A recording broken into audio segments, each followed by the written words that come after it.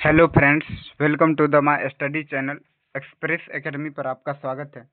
आज के इस वीडियो में हम सीखेंगे कक्षा 8 अध्याय 6। अध्याय का नाम है जंतुओं में जनन। इसमें जितना ऑब्जेक्टिव क्वेश्चन होगा आज इसी के बारे में हम चर्चा करेंगे। ये विज्ञान का है, एनसीईआरटी विज्ञान क्लास 8 अध्याय 6 और जंतुओं में जनन इस चैप्टर का नाम है। तो चलिए बिना देर किए हुए आज के इस सेशन को हम शुरुआत करते हैं। देखिए, पहला क्वेश्चन कहता है कि जनन का वह प्रकार जिसमें केवल एक ही जीव भाग लेता है उसे क्या कहते हैं? उसे अलैंगिक जनन कहते हैं। अनुवांशिक पदार्थ का विनिमय कब होता है? अलैंगिक जनन के द्वारा होता है। द्विखंडन होता है, अमीबा में द्विखंडन होता है और हाइड्रा प्रजनन करता है मुकुलन के द्वारा। और किस जीव में बहुखंडन होता है? अमीबा में बहुखंडन होता है। अमीबा में कौन सी विधि के द्वारा प्रजनन होता है? बहुखंडन विधि से प्रजनन होता है। अगला प्रश्न कहता है नर व मादा युग्मक की आवश्यकता क्यों पड़ती है? लैंगिक जनन में पड़ती है।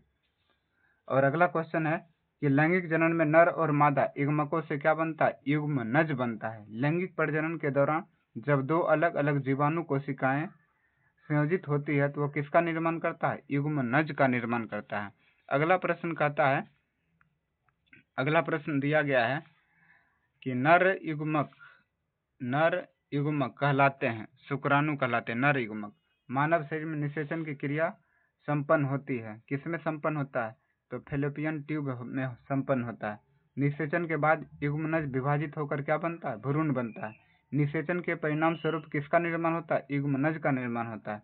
निषेचन के प्रक्रम में स्त्री के संयोजन होता है अंडाणु से। वह निषेचन जो मादा के शरीर के अंदर होता है उसे आंतरिक निषेचन कहते हैं। मादा का जनन अंग है गर्भाशय। अगला प्रश्न कहता है कि शुक्राणु कैसे होते हैं? बहुत सूक्ष्म होते हैं। कोशिका के समान संघटक किसमें पाए जाते हैं? शुक्राणु में पाए जाते हैं। निषेचन जो मादा के शरीर के अंदर होता है क्या कहलाता है? आंतरिक कहलाता है। भ्रूण की वह अवस्था जिसमें सभी शारीरिक भागों की पहचान हो सके उसे गर्भ कहते हैं। जंतुओं में जनन की कितनी विधियां होती है? 2 विधि होती है। अगला प्रश्न कहता है अंड प्रजक जंतु कौन से नहीं है? यानी बिल्ली जो होता है अपने जैसे संतति को जन्म देता है। जो जंतु सीधे ही शिशु को जन्म देता है उसे क्या कहते हैं? जरायुज कहते हैं। कोशिका के प्रत्येक भाग में क्या होता है? जनन केंद्रक और खंडन होता है। मानव भ्रूण का रोपण कहाँ होता है? गर्भाशय में होता है। अलैंगिक जनन मुकुलन द्वारा किसमें होता है? हाइड्रा में अलैंगिक जनन मुकुलन विधि के द्वारा होता है। जाति का निरंतरता को बनाए रखने के लिए आवश्यक है, जनन आवश्यक है। एक ही जनक नए जीव को जन्म देता है उसे अलैंगिक जनन कहते हैं। अगला प्रश्न कहता है जंतुओं में निरंतरता के लिए आवश्यक है, प्रजनन आवश्यक होता है।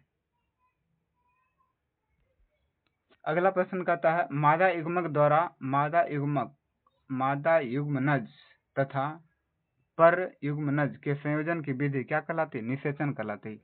एक ट्रेडपोल किस प्रकार वयस्क होता है? कायांतरण विधि के द्वारा वयस्क होता है। एक युग्मनज में पाए जाने वाला केंद्रकों की संख्या 1 होती है। और किसमें बाह्य निषेचन होता है? मेढक में बाह्य निषेचन होता है। अगला प्रश्न कहता है आंतरिक निषेचन होता है, मादा शरीर के अंदर होता है। कौन विखंडन विधि से प्रजनन करने वाले जंतु नहीं? हाइड्रा में मुकुलन विधि के द्वारा प्रजनन होता है, इसमें अलैंगिक प्रजनन होता है। मुकुलन द्वारा जनन किसमें होता है? हाइड्रा में होता है। मादा युग्मक मनुष्य में मादा युग्मक क्या कहलाता है? अंडाणु कहलाता है।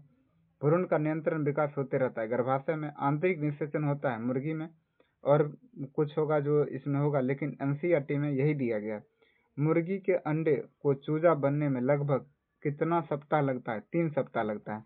अगला प्रश्न कहता है मुकुलन द्वारा अलैंगिक जनन किसमें होता है? ईस्ट में होता है। मुकुलन द्वारा अलैंगिक जनन ईस्ट में होता है।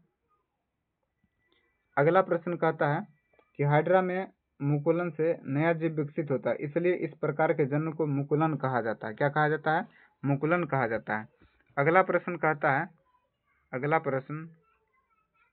प्रश्न में अब चैप्टर 7 आ जाता है, यानी चैप्टर 7 अध्याय 7।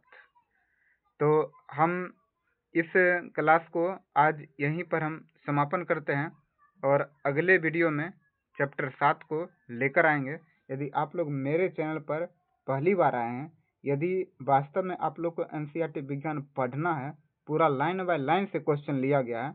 यदि आप लोग को इसके बारे में जानकारी प्राप्त करना है तो मेरे चैनल को सब्सक्राइब कर लीजिए और अपने दोस्तों को भी शेयर कीजिए ताकि उनको भी इस वीडियो से उनको लाभ मिल सके। वीडियो देखने के लिए बहुत बहुत धन्यवाद।